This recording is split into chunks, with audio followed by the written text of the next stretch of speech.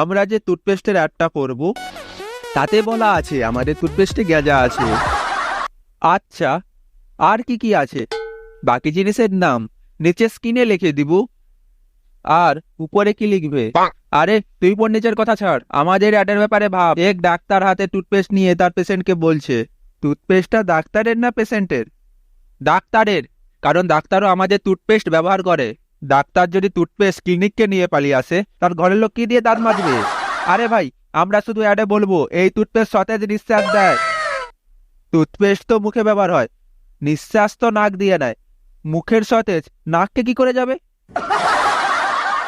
আরে তুই শুধু দাঁতে ফোকাস রাখ, এটা দাঁত থেকে জীবাণু দূর করে। আর জিরাফ?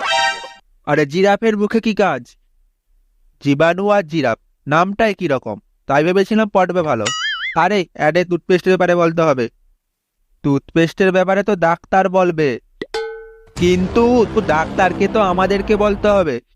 মানে টুথপেস্ট কোম্পানি আমাদেরকে বলবে, আমরা ডাক্তারকে বলবো, ডাক্তার পেশেন্টকে বলবে, তাহলে টুথপেস্টটা ব্যবহার করবে কে? আমি পাগল হয়ে যাব।